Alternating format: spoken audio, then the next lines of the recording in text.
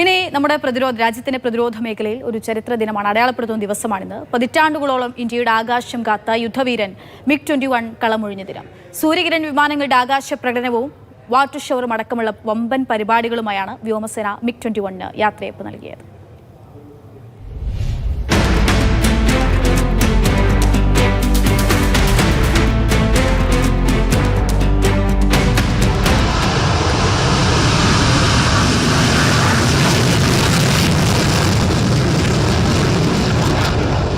വ്യോമസേനയുടെ കരുത്തിന്റെ പ്രതീകങ്ങളായിരുന്ന MiG-21 യുദ്ധവിമാനങ്ങൾക്ക് ഇനി വിശ്രമം.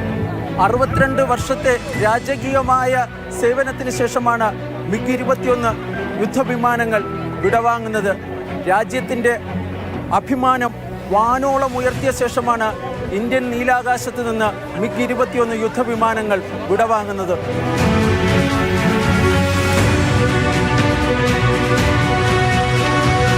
പങ്കെടുത്ത എല്ലാ യുദ്ധങ്ങളിലും ഇന്ത്യൻ വ്യോമസേനയുടെ മുന്നണി പോരാളിയായിരുന്നു MiG-21 യുദ്ധവിമാനങ്ങൾ.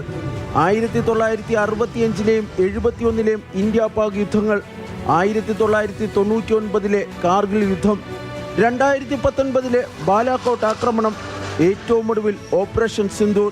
ഇങ്ങനെ രാജ്യത്തിൻ്റെ അഭിമാനം വാനോളം ഉയർത്തിയ പോർമുഖങ്ങളിലെല്ലാം ഇന്ത്യയുടെ കുന്തമുനയായിരുന്നു MiG-21 യുദ്ധവിമാനങ്ങൾ. 1965-ലെ ഇന്ത്യ പാകിസ്ഥാൻ യുദ്ധത്തിലായിരുന്നു MiG-21 ഇന്ത്യൻ വ്യോമസേനയ്ക്ക് വേണ്ടി പോർമുഖത്ത് അരങ്ങേറ്റം കുറിച്ചത്. 1971-ലെ ഇന്ത്യ പാക് യുദ്ധത്തിൽ MiG-21 ആയിരുന്നു ഇന്ത്യയുടെ വജ്രായുധം. പാകിസ്ഥാന്റെ കീഴടങ്ങലിന് വഴിവെച്ച ധാക്കയിലെ വ്യോമാക്രമണങ്ങൾക്ക് കരുത്തായത് ഈ സൂപ്പർസോണിക് യുദ്ധവിമാനങ്ങളാണ്. 2019 ഫെബ്രുവരി 27-ന് ഇന്ത്യൻ വ്യോമാതിർത്തി ലംഘിച്ച പാകിസ്ഥാൻ പോർവിമാനങ്ങളെ തുരത്തുന്നതിനായി വിംഗ് കമാൻഡർ അഭിനന്ദൻ വർദ്ധമാൻ ഉപയോഗിച്ചതും MiG-21 ആയിരുന്നു. അന്ന് പാകിസ്ഥാന്റെ പോർവിമാനമായ സാങ്കേതികതയിൽ ഒരു പിടി മുന്നിലുള്ള അമേരിക്കൻ നിർമ്മിത F-16 യുദ്ധവിമാനത്തെ വെടിവെച്ചിട്ടതും MiG-21 ചരിത്രത്തിലെ ജ്വലിക്കുന്ന അധ്യായമാണ്.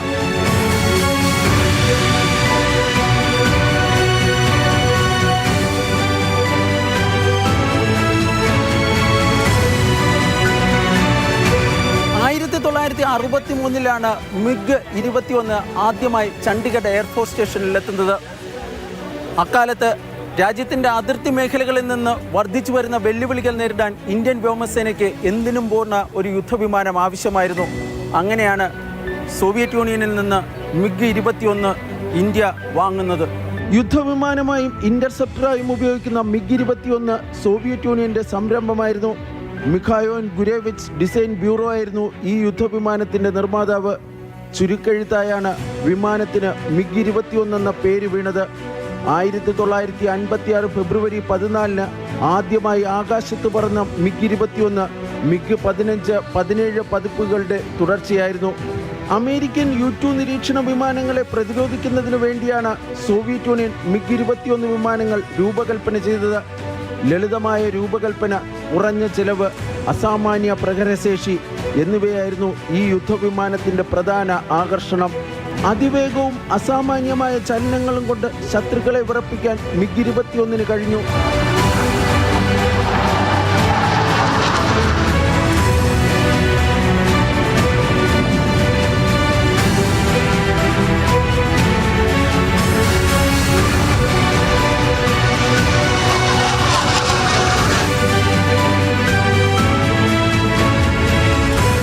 പ്രതിരോധത്തിൻ്റെ വർക്ക് ഹോഴ്സ് എന്നറിയപ്പെടുന്ന MiG-21 യുദ്ധവിമാനങ്ങൾക്ക് ഒരു പ്രത്യേകതയുണ്ട്.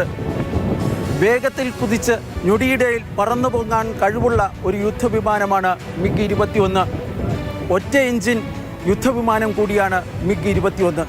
4 മീറ്റർ ഉയരവും 14.5 മീറ്റർ നീളവുമുള്ള MiG യുദ്ധവിമാനത്തിൻ്റെ ചിറകിൻ്റെ വലിപ്പം 7.154 മീറ്ററാണ്.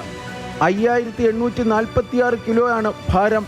ആയുധങ്ങളും വൈമാനികരും ഉൾപ്പെടെ 8825 കിലോ ഭാരം ഈ സൂപ്പർസോണിക് യുദ്ധവിമാനങ്ങൾക്ക് വഹിക്കാം. മണിക്കൂറിൽ 2175 കിലോമീറ്ററാണ് പറക്കൽ വേഗം.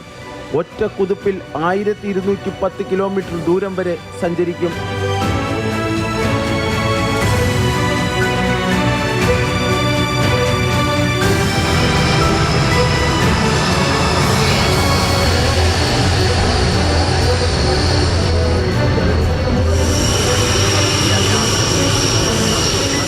സാങ്കേതിക തകരാറുകളും കാലഹരണപ്പെട്ട സാങ്കേതിക വിദ്യയും കാരണമാണ് നിരവധി MiG-21 യുദ്ധവിമാനങ്ങൾ അപകടത്തിൽപ്പെട്ടത്. 400-ലധികം MiG-21 യുദ്ധവിമാനങ്ങളാണ് തകർന്നത്. 200-ഓളം പൈലറ്റുമാർക്കും 40-ഓളം സിവിലിയന്മാർക്കും ഈ അപകടങ്ങളിൽ ജീവൻ നഷ്ടപ്പെട്ടു. വിമാനങ്ങളുടെ അറ്റകുറ്റപ്പണികൾ ദുഷ്കരമായതും ഈ സൂപ്പർസോണിക് യുദ്ധവിമാനങ്ങൾക്ക് തിരിച്ചടിയായി. ഏറ്റവും കൂടുതൽ കാലം വ്യോമസേനയ്ക്ക് വേണ്ടി സേവനമനുഷ്ഠിച്ച MiG-21 യുദ്ധവിമാനങ്ങൾ വിട പറയുമ്പോൾ പകരമെന്തെന്ന ചോദ്യവും ഉയരുന്നുണ്ട്. MiG-21 സ്ക്വാഡ്രൺ ഇല്ലാതാകുമ്പോൾ വ്യോമസേനയുടെ യുദ്ധവിമാനങ്ങളുടെ കരുത്ത് കുറഞ്ഞ നിലയിലാകും. 42 ഫൈറ്റർ സ്ക്വാഡ്രണുകൾ വരെ പ്രവർത്തിക്കാൻ വ്യോമസേനയ്ക്ക് അനുമതിയുണ്ട്. പ്രവർത്തിക്കുന്നതാകട്ടെ 31 എണ്ണവും. MiG വിടവാങ്ങിയതോടെ ഇത് 29ആയി ചുരുങ്ങി. MiG-ന് പകരക്കാരായി എത്തുന്നത് തദ്ദേശീയമായി വികസിപ്പിച്ച തേജസ് യുദ്ധവിമാനങ്ങളാണ്.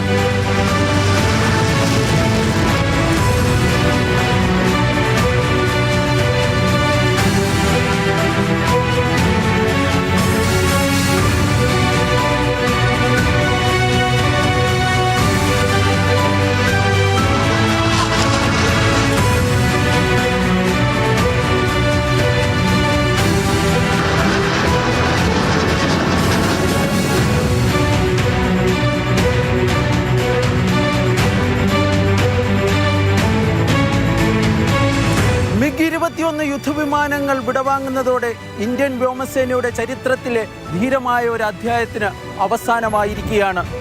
കഴിഞ്ഞ 6 പതിറ്റാണ്ടായി ഇന്ത്യയെ സംരക്ഷിച്ച ഇന്ത്യൻ വ്യോമസേനയുടെ അഭിമാനമായിരുന്ന MiG-21 യുദ്ധവിമാനങ്ങൾക്ക് ഒരു ബിഗ് സല്യൂട്ട്.